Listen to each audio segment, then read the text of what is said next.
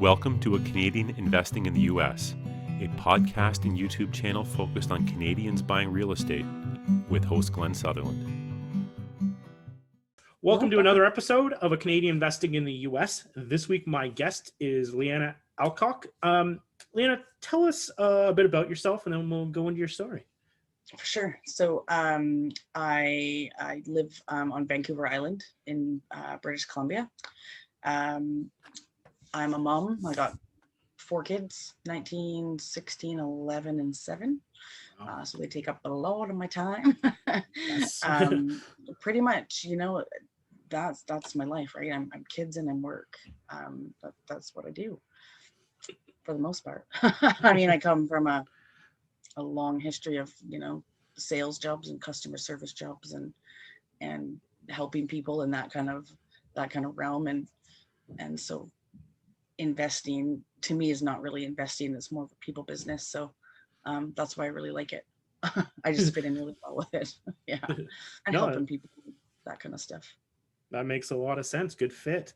So let's talk your real estate story and how your real estate story, where you started, how you went through, and where you got to. Yeah. So I was working at Ford here.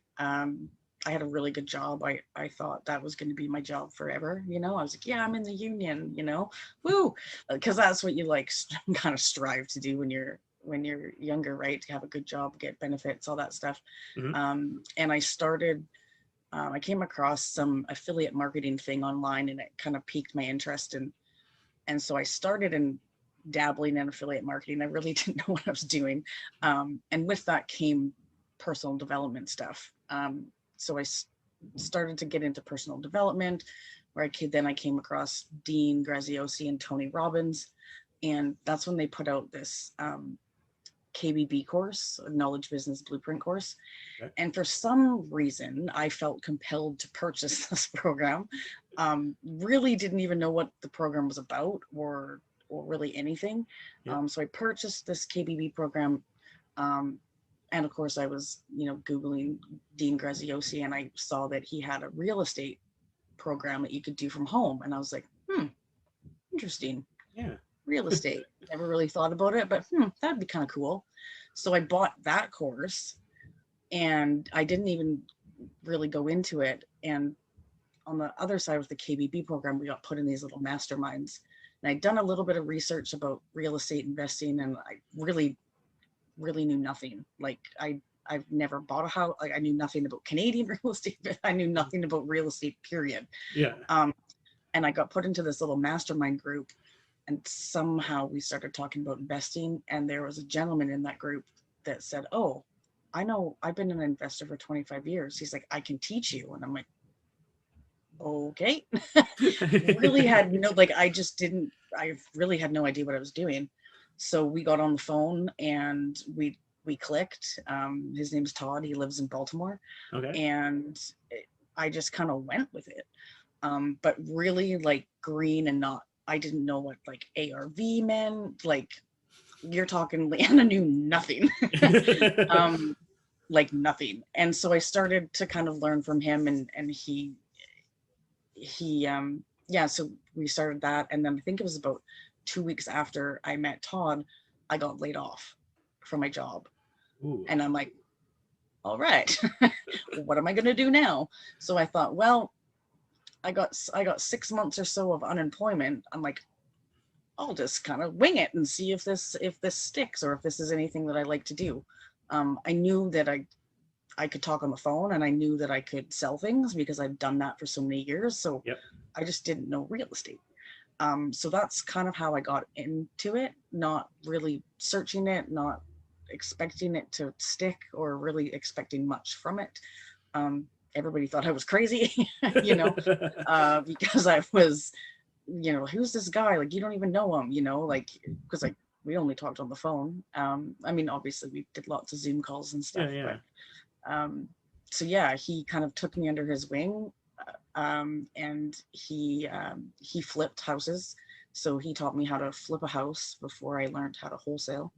And I learned pretty much, I don't know, everything under the sun, because he's done so much and was involved in a lot of stuff and through the market crash. And so now I feel So like were you doing like the whole thing? Because you're talking about negotiation, like so you were like negotiating with the yeah, actual seller, and yeah, I did like everything except pick up a hammer and rebuild a house pretty much. So everything down from, figuring out what type of lists to pull, how to get those lists, how do you market, what systems do you need to use, like all of that stuff. I had no idea. I basically just jumped on Facebook into every real estate Facebook group in the yeah, United States I could think of. yeah. And I just started asking questions and learning and watching other people do stuff. But yeah, I did all of it, called them, put properties under contract, dealt with title Let's go company. through it. Let's like Yeah, you see how you do this. You're sort of you figured out your market first, so you started yeah, I mean, he marketing. was in Baltimore. Yeah, he's in Baltimore. So that's kind of where I landed. Not And that's like necessarily. you said you were in BC, so that's like Yeah, the I didn't other. even know literally didn't even know where Baltimore was. And I'm like, for the first time I looked on the map, I'm like, whoa, I'm like, we're literally across the other side of the country. Exactly, you're both on water almost. Yeah, like I really didn't even know where Baltimore existed on the map. Yeah, I still don't know where a lot of places are, but yeah. yeah, so I still don't understand why Todd ever, just decided to take me under his wing. I just think that's the type of person he is, and something, I don't know, I guess it was meant to be. But yeah, he basically just taught me, what a motivated seller was, and like why you're gonna, what types of motivations you can go after. And very different from British Columbia, because you don't have any access to any of that information, like foreclosures and probate property. Like it's lock and key here, which didn't really matter because I didn't know how to do any of that stuff here anyways. So yeah, like I just knew agents. You had a real estate agent and a mortgage broker. Like that's about it, right? When you sold a house. So completely different in the United States, because you have access to so much stuff, so much data. They give a lot of information away about people. It's surprising, actually. But yeah, it was just basically like he walked me through, each step of what to kind of look for in a property, and why we're looking for that, and how to So tell. like I guess off the start, how did you probably had to identify a neighborhood first, and then you said you Yeah, I bought mean, some lists for it? he had his zip codes that he liked because he'd Yeah, been doing it for so long. So there's a list of, I don't know, 30 or 40 of them or yeah. something. But he explained kind of the market, and So these Baltimore's are a all little, in like Maryland, or are they all yeah, in UK? yeah, all in Maryland. Just, well, about three or four counties is where he primarily, because Maryland's actually fairly big. Okay. Um, it's really, yeah, there's a lot of weird places in Maryland, but there's also a lot of really junky houses and streets that you don't want to rehab or touch, or it's really block by block. Yeah. So he explained, like, I mean, yeah, he was like a wealth of knowledge. Like he would always say, I wish I could just take my brain and put it into your head. I'm like, I know, right? And because he just would want to like dump all this information, but it was literally like, yeah, if I had a training manual, it was like page by page of just how to do every little single part Do of the what you're supposed to business, do. So Yeah. for pulling these lists, like are you using list source, or what kind of Yeah, there's listing list service? source, and there's you can pull them straight from the county if you know how to do that, or PropStream is another program you can Yeah. use. Connected Investors has a pin tool that you can use. So there's multiple different kind of programs that you can use. Yeah. Data's data, so it's not always 100% correct, because it's just not. If it's not too probing, like what kind of lists were you pulling? Like out of state Yeah, investors, like so which kind of things were you looking for? yeah, so basically I pull high equity data is the easiest data to get, and you can get a lot of it. So I pull as much high equity data I could for whatever zip code I was working in or county. And then I have another program that checks the United States Postal Service for vacant properties. Yeah. So I loaded into this other program, And then I'll pull anything like bankruptcies, foreclosures, tax liens, child support liens, mechanics liens, code violations, water shutoffs, fire damaged properties. What else? 24-hour arrest records, properties, just any sort of distress type thing you could think of. And then this program kind of compiles all of these lists together, and it'll show me if there's a property that's on more than one list, which obviously is more distress factors or properties you want to go after. But it also, so I would pull like a high equity vacant, and I do a campaign to that because they're kind of like the high equity. You want high equity and vacant properties. So when you're saying high equity, is that because you're looking to do seller financing? Is that what you're trying to get off no, of it? just so there was some sort of equity in the property and we're able to have a spread in the deal. I didn't know how to do creative financing at first. I do now, but I usually pull like 30%, 30 to 99% high equity. Because then I guess they can also accept a lower offer because it's actual money. They're not going to have to take a short or something with the bank. Because it's like it's cash, right? Like it's instant. They don't. So what I've sort of learned over the past couple of years is there's certain people that will take a cash offer. Like a lot of people are like, oh, you're predatory. You're going after these people and lowballing them, right? And it's not that. There's two kind of sets of sellers. It's people that don't have time, and there's people that have time. And so the people that don't have time need to, or whether they're relocating or their house is going to be sold, put up for auction, they don't have time, they need a cash offer. Those guys will take a discount on their property because they're in that situation, whereas somebody who isn't in that situation wouldn't necessarily maybe they take a cash offer, but there's certain scenarios. So I look at this business of how can I serve that person? What problem are you going through? If they are, they're not all of them are not always going through an issue. But how can I help you in that issue? Maybe it means you need a realtor. I don't know, right? If it means because I don't just say, here's my cash offer and that's it, right? I work through it and see how I can help them. Maybe it's not even me buying their house. It just depends, right? So that's the big, I think, stigma that people, you're an investor and you're going to take in all these houses from these senior citizens, and I'm sure there's probably people out there like that, but to me, this is a relationship people business for sure. And there are lots of people out there, whether it's US or Canada or wherever, especially now, that are in situations that need help. And that's what we do, Yes, obviously we make money off of it, but it's no different than having a regular job, right? So you're doing this all virtually because you're literally on the other side of different oceans. So did you have any hurdles from doing this all over the phone or? Not really, because I had done telemarketing for so long.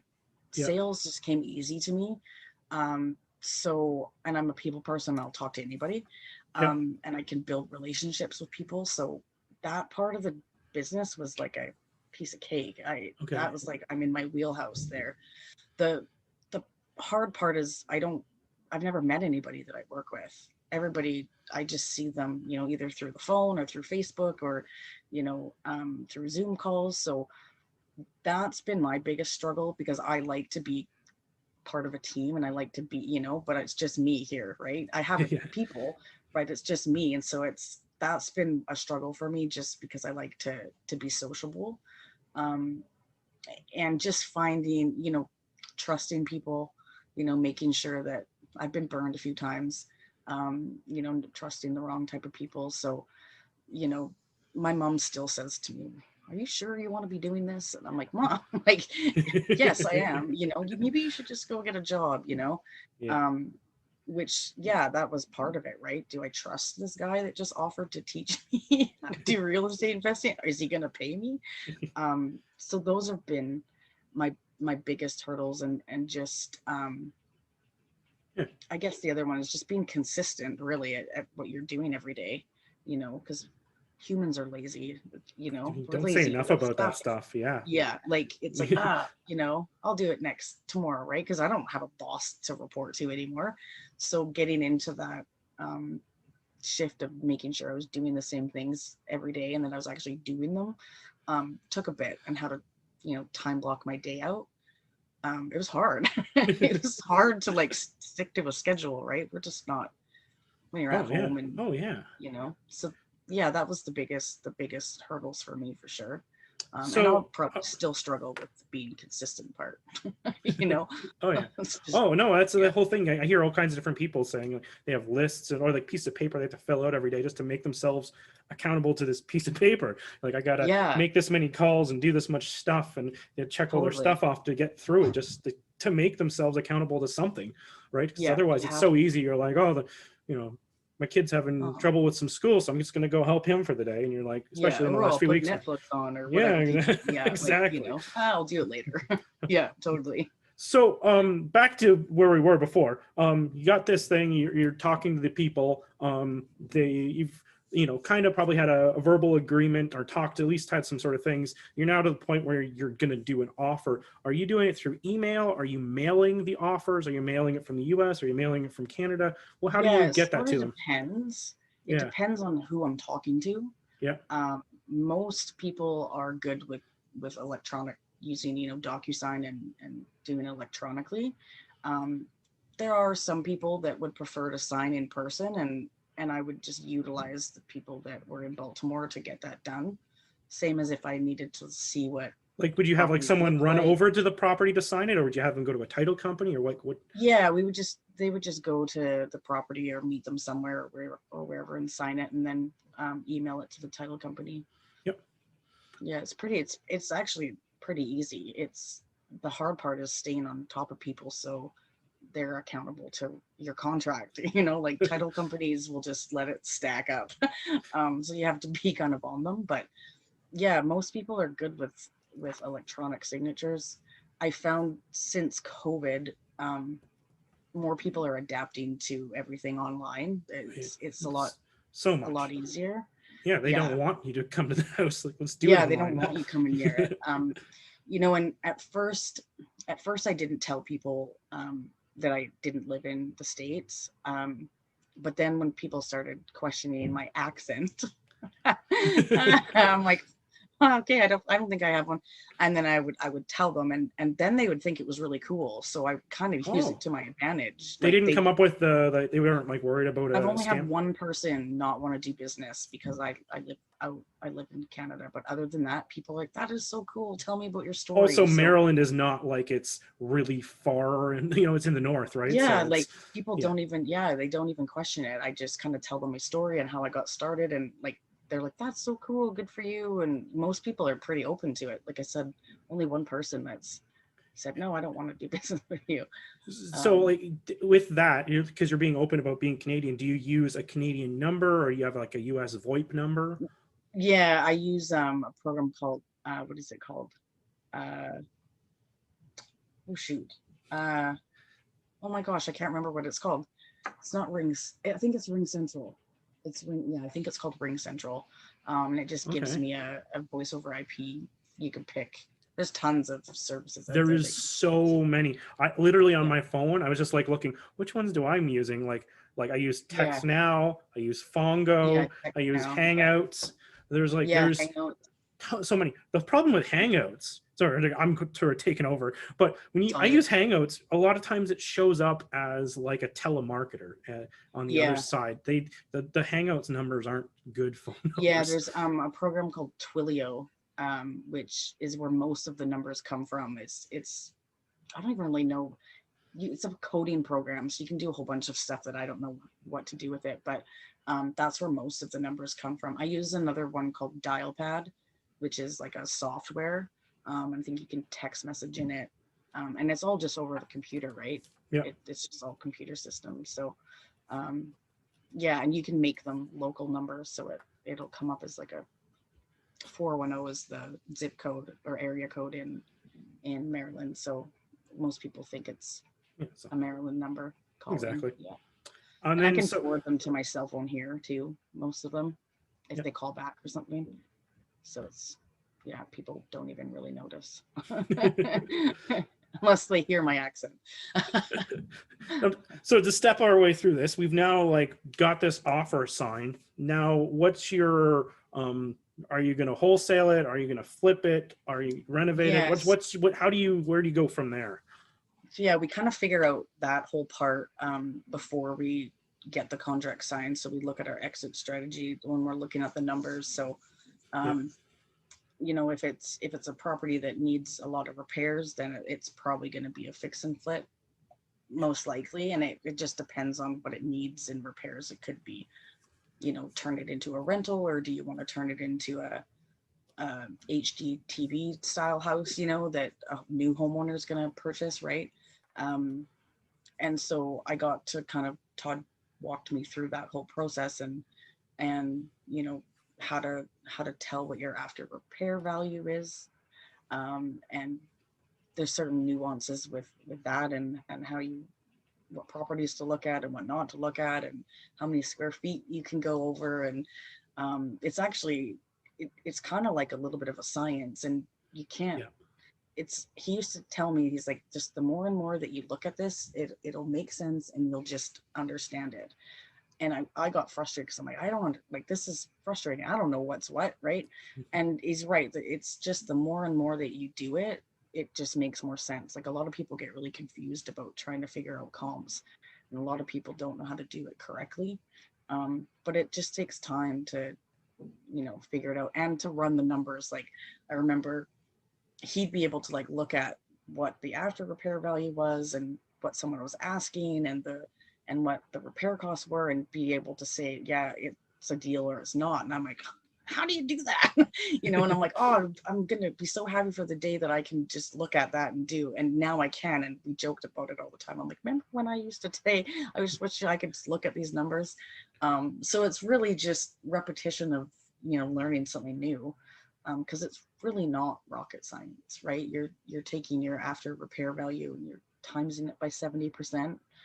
Because we want a discount, right? Oh, yep. And you're taking off your repair costs, and then you're taking off some holding and closing costs, which in Maryland is the most expensive state. So it's about 10 grand to close on a property. So you said expensive state. So what kind of price ranges? And then for those price ranges, what kind of neighborhood are you buying in? Yeah, Maryland's pretty decent. I think 250 to 260 is their median. Maybe it's a bit higher now because of COVID. All this crazy stuff's jacking everything up. But so you're looking, so the properties you're doing have ARVs in that sort of range. About 250 to I would say between 220 and 260 the most. Yeah. And like they're so cheap. They're so cheap. Like you'd never be able to find a house that cheap here. It's pretty expensive. But yeah, I mean, there's like California's expensive market, but you can go into there's a market in Georgia somewhere and like houses are like 30 grand. And like I buy 30 grand houses. I bought decent. Some like under 10 grand houses. Yeah, they're nice too. Like they're little brick ranchers. Like there's nothing wrong with them. I'm like, God, it's awesome. You know, there's some really good, like there's crazy deals that you can get. I mean, there are some really shacky properties that you don't want to touch. Some neighborhoods not to touch, but you had your neighborhoods already, so you got to skip that problem. Yeah, and I mean that's the one thing that was weird to me was in Vancouver Island, you don't see like houses that are vacant and boarded up and overgrown grass. Like that just doesn't. I don't know. You just don't see that here. So that was like really weird to me to see like a whole block like no houses, like it's all boarded up, and I'm like, why doesn't, like, what happens to these? They just sit there. And I think, God, for all the people that need housing, like, why are these properties vacant? Like, it just makes no sense. But the areas are overtook with gangs, I guess, and nobody wants to live there. But yeah, that part always blows my mind too, because I'm like, I always like, I gotta pay my property tax, I gotta pay all my stuff on time, but then I'm like, how are they pulling this stuff off? They just completely abandon it and like they just walk away. Yeah, like most people will just walk away, and you can literally, if you don't want your house anymore, you can just sign the deed back to the bank and say, see ya. And that's like, it's called a deed in lieu of foreclosure. So you could just give them the keys back, and it's really odd. I mean, maybe you can do that here too. I don't know. I'm sure like I'm sure the bank would love to have it back based on what you bought it for a few years ago. Yeah, no doubt. But I mean, the banks aren't, the banks aren't in it to own they're houses. not in the business of holding houses. No, and that's why you can get foreclosures and stuff. Yeah, they're not. But I mean, I've seen people, I've talked to people about doing it, cash for keys, like that's what they call it down there. Yeah. If you're in the bank will give you like $3,000, take your keys and give you enough to kind of like move to your next place. And that's unfortunate. I think the United States gives money away too easily to people. Then they can't afford, and after like the crash and all that stuff, like people were giving away money everywhere. And so I just think, there's a lot of people still that are like underwater from 07, 08. You'll see like, they've had their loan for so long and like they just haven't paid any of it down, and you're like, oh my God. Which is really unfortunate. A lot of people got screwed back then, which I did learn all about. I knew nothing about any of that stuff at all. But Todd taught me, like he went through it. He sued a couple banks in the United States. Wow. So like he gave me like really deep insider information on some stuff that most people don't even know about. Which I won't get into because that'll be like down a rabbit hole of politics stuff that we don't need to get into. All right. It's just the banks are politics. Yeah. But other than that, like once Todd would teach me, he would have like a rehab scope of work, just on a spreadsheet. Line by line of everything that you could think of that would need to get fixed in a property. And he kind of just would literally walk me through, So is he like he do your contractor quote? That's what Todd would do? Yeah, because he had a friend who was a project manager for T-Mobile. His name was Roy. And so he came and started working with us. And so he basically handled the whole project management. We would just put the properties under contract, but he still taught me how to do that stuff. So I knew what I was doing. And then once it got under construction, I didn't really have anything to do with that part of it. Dealing with contractors and ordering all the supplies and all that stuff. But once it was finished, then in the States, you can actually use what's called I think it's a flat fee broker, and you can actually list your property on the MLS yourself. It's pretty cool. You pay like $150 or something like that. And so that's what we did, because Todd's like, I want you to go through this process so you know what you're doing. Like he was literally like, you need to do it. Like he'd make me do everything because I learned doing by doing. But he's like, I want to make sure you at least, like I literally, if I didn't know something, I was like Googling it, like what's a warranty deed, or, like I didn't know what that was. What's this? I think we've all done that. There's so many terms and so much things that are different. I still do it. Yeah. It was really my best friend, was Google for, if I couldn't get a hold of Todd or something, I'm like, what does this mean? Yeah. And then, so putting it on the MLS and then dealing with real estate agents, calling the potential buyers. And like, I went through that whole process, which is a whole other pain in the butt a little bit. So I'm guessing that like Todd is a partner more than like a contractor, because you sort of hand that whole off, like you. Yeah, pretty much. Like, we weren't in a partnership, but we had a joint venture agreement between the two of us or between the three of us, Roy, Todd, and I, that any deals that we would bring in, we just split it, third to third. Okay. Because we pretty much I mean, probably did most of the work, but it's because I was learning, Yeah. and I was okay with it. But Yeah. yeah, so I mean, it's cool because like I didn't have to put out much of my own money neither. Like they paid for a lot of the marketing, Yeah.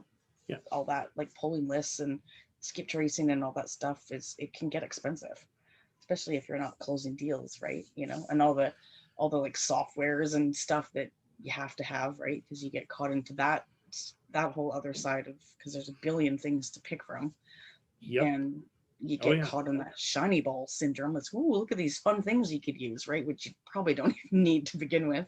Well, you're talking Which, about yeah, all I these got, costs, right? And so you left Ford, or you got laid off from Ford, and yeah. then you had your 6 months. So by the end of the 6 months, you've now accumulated all these new costs. Were you able to pay have enough money come in to support your Yeah, lifestyle in 6 months? we flipped I think 5 or 6 houses in that, In six in months, you did. in that first year. Yeah. Oh, in a The year. Okay. first Yeah. year. Okay.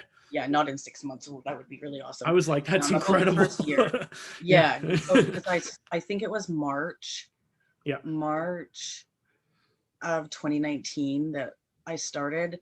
So then it was like a couple months after that we got 4 properties under contract, and we started rehabbing. Like we could only do one rehab at a time, right? So we did that rehab, but I was doing other deals, with like wholesale, not just rehabbing, but wholesaling or joint venturing, putting people together. And I really focused, just building up my network of people, of building relationships. My goal kind of was, okay, I'm not from there. I don't know anybody. How am I going to get myself out there, so people know who I am and I can make an impact and I can build relationships, depending, because I didn't really know if I was going to stay in Baltimore. I really didn't know what I was going to do. And so I focused really big on just providing value to other people and learning from other people. And so that was a lot of my time spent, Yep. outside of marketing, but I do have a And then fairly big so network you're now. buying these, say that your ones you're flipping, for instance, you're buying Mhm. these, you have a couple American partners, so I assume you're using like financing, a All fix of, and flip loan or something like that, and you can yeah, have hard them money. qualify. Yeah, they did all of that. I had nothing to do with any of that. That's You awesome. can actually get hard money. Hard money won't lend to Canadian. I get hard money. I can get hard money. Oh, really? Tell me who, because We'll you know talk how hard after. it We'll is. talk after. I've been looking for some. Yeah, because everybody I talk to is like, no, we don't lend to Canadians. I'm It's like, oh, it's tricky. just so frustrating. Sort to cut you off, but I'll say this on here. How I started was I went on to LinkedIn, and I was back then I was investing in Huntsville, Alabama, and I think Yeah, I typed in like mortgage broker Huntsville, Alabama, and I do that. literally like 5 or 6 or 1,000 of Yeah, them show up, and then you just start to the top and you start calling every yeah, I did one of that for them. I did Yeah. that for asset managers, actually trying to find REOs. I would go into LinkedIn and type in asset manager, and then I'd message them and be like, hey. So yeah, LinkedIn's good for that. Yeah, they're all The there. It's a professional network. They're all there, and then just Yeah, you work your way through. And a lot of them won't work with Canadians, but some will, and yeah. some do Well, that's nationwide, good. right? I Yeah, mean, I haven't really dug into it that far because yeah. I'm not going to flip a It's not property your. on my Yeah, you own. have the other side. You don't need it. Yeah. So yeah, they had their own LLC that I had signing authority for, Yeah, so I could sign all their documents for them because it was easier for me to deal with the paperwork. I was almost kind of like the admin slash, I don't know, I was that person. yeah, I just told them where to go and what to kind of do, and I took care of everything else. It's kind of how it worked. Like go to this property, oh, this one's under contract, yeah. that's kind of how it worked. It was good. I like to kind of be in control, so it was good for me. Yeah, so we used their LLC. They had private money as well.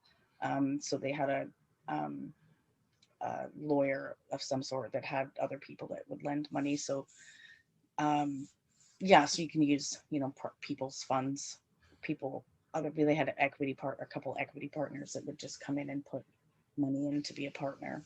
And that's get them amazing to back. start with that at day one. Like I started with my own money and then I grew Yeah, and then like I started pulling people like I in. was Yeah. really lucky to be put in the situation that I was in, because I got to experience stuff that most people in their first year don't even know about. Yeah. So I don't know how it fell into my lap, but I kind of set myself a goal. I was like, well, I have 6 months, right? Like I didn't have a choice. I knew that after 6 months I was gonna have to go back to work. Yeah. So I just like pushed and pushed. I mean, I Everyone who's won. successful always has a back against the wall story. Like that's Yeah, it's why they always, took off. Yeah.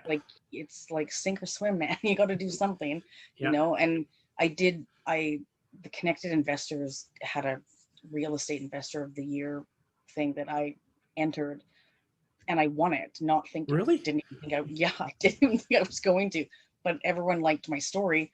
And so that gave me, I did a podcast with Ross Hamilton. And so like that still plays, people still message me.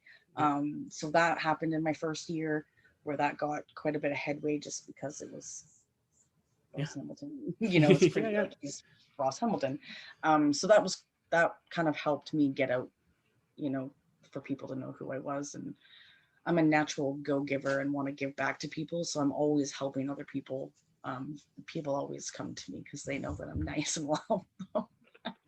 But I feel like it was all of this knowledge was given to me and I didn't have to pay for a single dime of it. And so my way is just to give it back to other people. It was given to me, so let's like pay it forward. It's kind of my philosophy with that.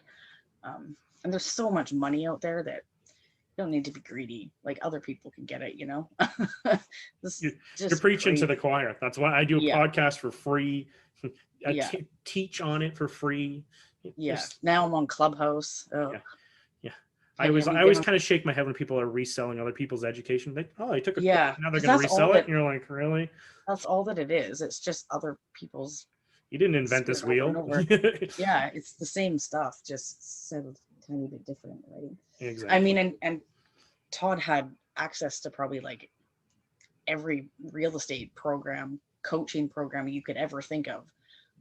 So I mean, I'm really analytical, so I went through a lot of those, all the Sean Terry stuff. And he's got a lot of stuff. Jerry Norton's program, like I didn't that one. Clever Investor. And now like I'm in Clubhouse and I'm on stage with Clever Investor and like having a conversation with them, like, so it's funny.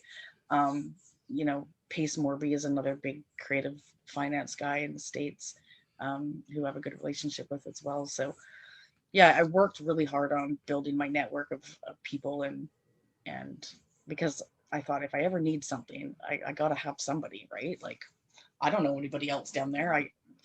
So I kind of strategically did that on purpose because I didn't know very much at the time. I still don't know that much. There's probably there's tons of stuff I don't know about real estate, but I thought there's so much you can't know it all. You can't know it all. You just figure out what something you're good at and you just make it repeatable. That's exactly it. And it's funny because I got into a program with Investor Fuse. I'm not sure if you're familiar with Dan Swartz and Investor Fuse, but he basically teaches you how to build a business, right? I didn't know. That's important. I never wanted to own a business. I never thought about owning a business. So this is so new to me. And so I've been in this thing teaching how to build systems and processes and all that kind of stuff, which is so important and people don't talk about ever. But we have this mastermind, and about 6 months into it, Dan told me, you just need to do what you're good at, Lianna. Because I'd stress out about like, I don't know what to do. I can't run this business. I don't know how to hire people. I don't know, what do I pay them? Like, because that's the stuff going through my head. And finally, like maybe a month or two ago, it just clicked. And I'm like, what am I doing? I just need to do what I'm good at. And so that's where I've it finally just went ding. And so I built my kind of business around what I'm good at and started to kind of delegate the stuff that I'm not good at. And it seems to be it's working now, because Todd and I don't, after our last flip, I said, I want to go out on my own and I don't really need you anymore. You don't need to teach me. We still work together, but I wanted to kind of build my own kind of thing. And so I'm still in Baltimore, doing stuff. And and I'll wholesale them deals now instead of fix and flipping. So it's good. So what does your business look like today, and what's your day-to-day look like today? And then I don't want to keep you all So day. I have I have a cold caller that calls. She's from the Philippines. I think she's $6 an hour or something like that. Yeah. She pulls all of my data and cleans all of she does all of that stuff that I don't, because I hate spreadsheets. So she'll call for 8 hours a day, and she'll send, I'm the one that closes the leads still. Like, I'm not even that big of a business. I know people are like, we have to get all these people. And I'm like, nope, because I still really like to be a part of it. I'm doing the business and speaking to the people. Like, that's where I'm good at, so I want to be involved in the day-to-day right now. Maybe not eventually, but for now I do.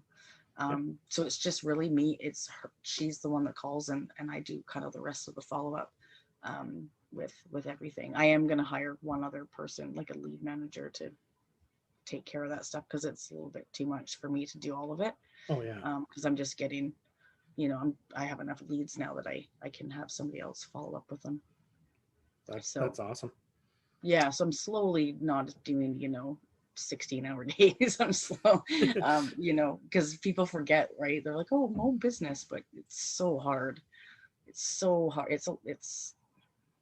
entrepreneurship is weird.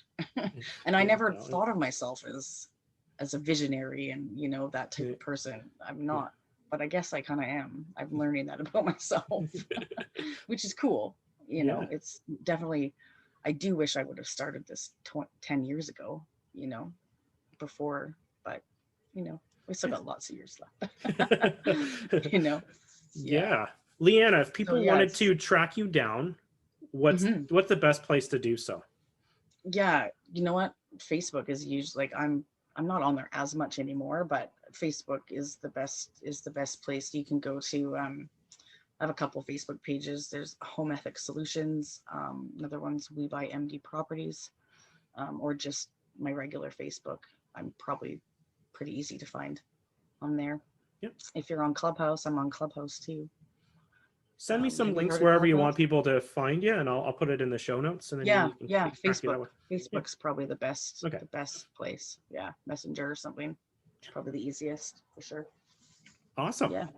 Well, thank you for coming on the show so much. I probed a lot of stuff out of you, so I think that people can can get like a good sense of the business, and they can do the next step of deep diving to figure out how to do all these things. But and if anybody has like any questions, they can always reach out to me, and I can walk them through it.